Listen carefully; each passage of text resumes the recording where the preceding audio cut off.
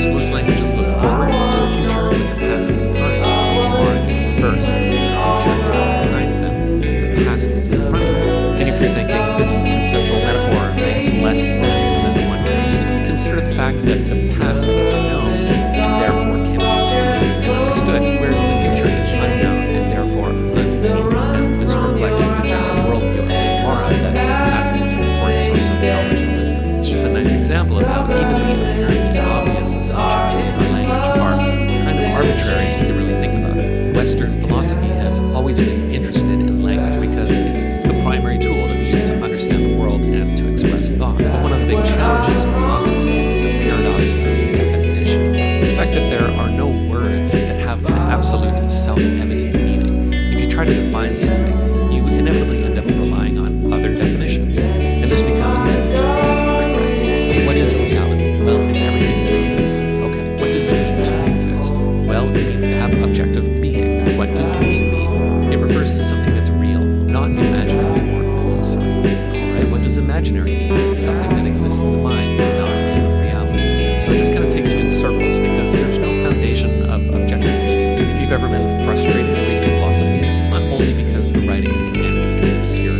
it's also because language itself is recursive in this way.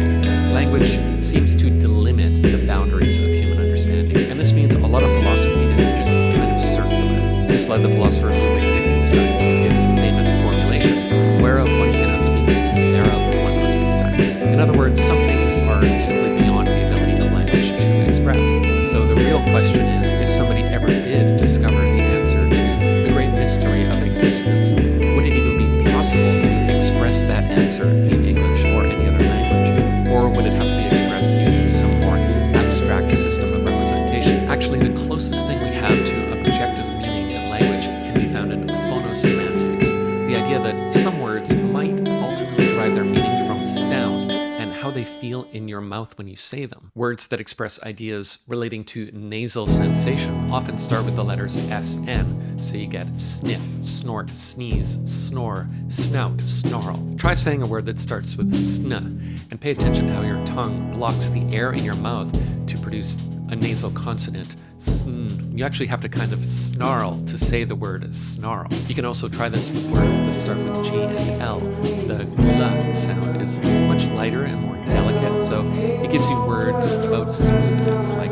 glass, glide, gloss, glaze, or words about light, glow, gleam, glitter, glisten, and so on. Some linguists believe that the words mama and baba were actually invented by babies. The easiest consonant sounds to make are ma, ba, pa, and the easiest vowel sound to make is just so naturally ma is one of the first sounds babies tend to make, and they tend to vocalize what they want their mothers, so we've come to interpret the utterance ma as a word for mother. So then fathers get second place with the slightly more strenuous baba or papa. Not the mama. And this theory is supported by the fact that the M sound is found in the word for mother in many unrelated languages around the world. It's a good reminder that language is an embodied process as well as an intellectual one. It's also kind of funny that babies give us a stronger foundation for objective meaning than any of the philosophers ever did. While we're here, did you know that we don't pronounce vowels in English? At least not as often as in language. So check it out. Try pronouncing America. You're not actually making an A or an I sound when you pronounce these syllables. The sound you're making is called a schwa, a neutral vowel sound, and it's the most common vowel sound in English. Now, you generally do this on unstressed syllables, so when your tone goes up to stress the second syllable, you do articulate the letter E, in this case, America, Canada, banana. You can really hear this difference in how you pronounce photograph as compared to photograph. The irony here is that non-native speakers tend to pronounce English words with the correct vowel articulation, which to native English ears sounds like a foreign accent. And it just shows that letters and sounds, plus one being Myers paradox. The philosopher Bertrand Russell was very interested in this kind of paradox, and came up with one of his own called the barber's paradox. The barber shaves all those who do not shave themselves, but who shaves the barber. If the barber shaves himself, he shouldn't, but he doesn't, then he should.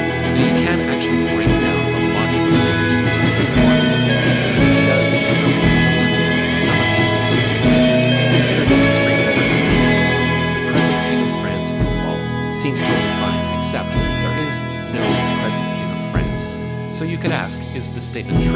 false? Is it meaningless? And Bertrand Russell would reformulate this as, there exists an X such that X is the present King of France, and for all individuals Y, if Y is the present King of France, then Y is identical to X, and X is bald. And yeah, despite sounding more complex, it actually does clarify the logic of the statement and makes it easier to discern its falseness. This harkens all the way back to Aristotle, friend of the channel, an inventor of the syllogism in which a logical conclusion is deduced from two premises. So the classic example goes, all men are mortal. Socrates is a man, therefore Socrates is. So long as you keep the structure of the syllogism intact, you can swap the terms out and the statement will always hold logic and value. So all dogs are mountains, poodles are dogs, therefore poodles are dogs. And so long as the premises are both true, then the conclusion will necessarily also be true. This is called inductive reasoning. Some syllogisms are logically invalid, as if this one, all cats are mountains, all dogs are dogs, therefore all cats are dogs. This syllogism illustrates a logical fallacy. Just because two things share a common category, that does not mean that they are the same.